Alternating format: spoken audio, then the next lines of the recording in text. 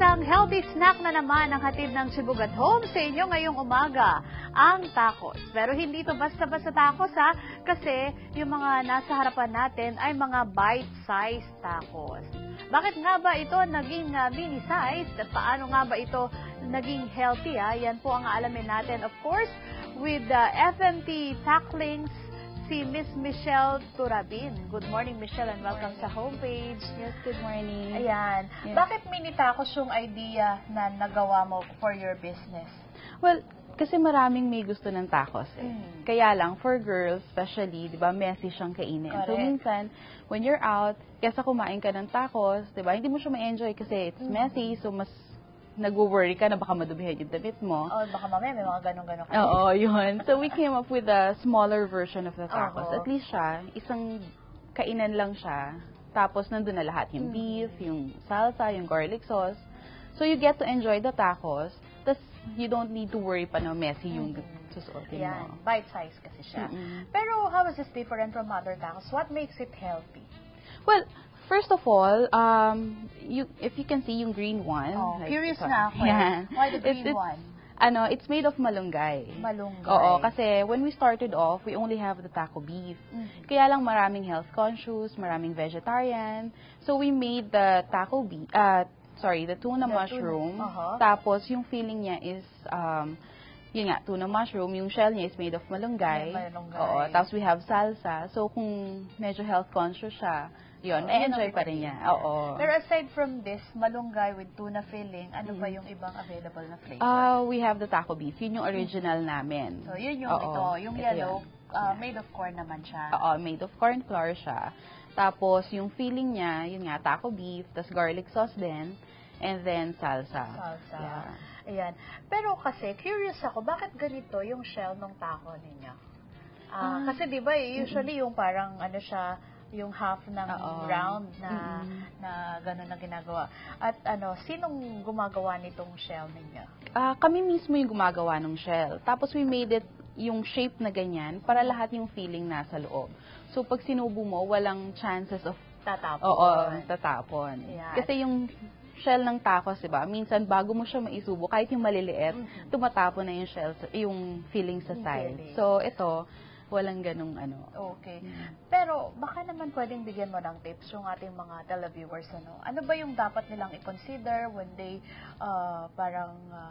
buy yung mga maramihan at saka paano yung storage nito? For this one, yun nga, marami kasing tao na gusto tapos hindi nila mauwi. Lang. Oo, hindi nila maiuwi kasi kung naka-prepare na ganito, after a while, syempre lalambot yung shell kasi nga may sauce. So we made you ganito, party pack. Okay, may party pack. Yeah. So at it's 6 meron orders. Ito parang lalagyan siya ng egg, di ba? Pero ito ay made para dun, intended for the shell. Yes. So yan, iuwi nila yan, tapos we have a packaging din na meron siyang kasamang beef, tapos yung salsa, yung garlic sauce. So pwede lang nilang ilagay sa freezer, tapos whenever they want, pwede nilang i-microwave, tapos i-assemble na lang. So, ito, mas maganda siya, mas maglalas siya kapag inilagay natin siya sa freezer. Oo, yung mga meat. Pero ito, okay na lang siya na nasa Tupperware. Oo. Okay. Basta hindi lang siya mahahanginan para hindi, anong tawag doon? Kumunat. Kumunat. Although, kung kunyari wala silang lalagyan, nasa open lang na it will take a few hours pa rin naman. Meron din bang paraan sa paggawa ng tacos? Baka pwedeng i-show mo sa amin yung style mo sa paggawa ng tacos. Siyempre, siya? Yung healthy version. Healthy dahil malunggay, doon tayo sa tuna. Diba? So, yung tuna ninyo, kayo din yung gumagawa, nagluluto. Oo, niluluto din namin. Tapos nilahaluan namin siya ng mushroom para mas may may kasamang veggies na rin. So, pagka sinabing tacos kasi nandyan parati yung tomatoes natin yung the salsa, di ba? Kasi yun yung magpapasarap. Pero, it's up to you kung gusto niyo na yan po ay spicy o yung regular taste lang. And of course, merong ginawa si Miss Michelle kanina. Ito yung yung presentation, finished product. At syempre, bago tayo magpaalam for this segment, tikman natin siya. Thank you, Michelle, for sharing your product with us. Thank you. Ayan. Sarap ng garlic na sauce niya. Anyway, patuloy pa rin po kami samahang matakam at mabusog. Dito lang yan sa homepage. Huwag kayong maglilipat ng channel dahil magbabalik pa kami. Sa homepage at home ka, kami ang tahanan mo. Sa umaga, sa umaga, sa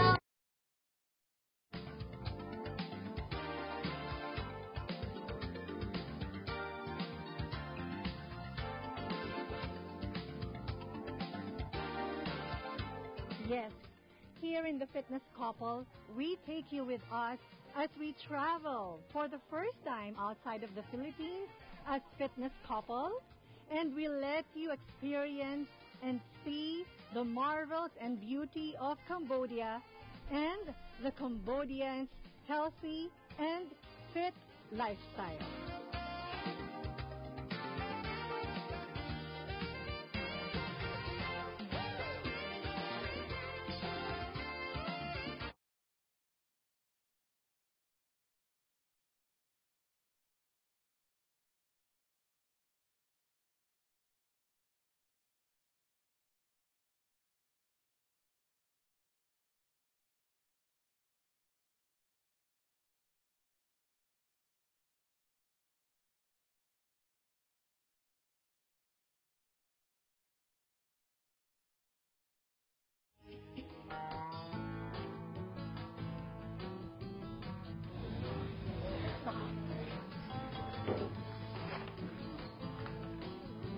Saan yung feeling na kasama mayaman?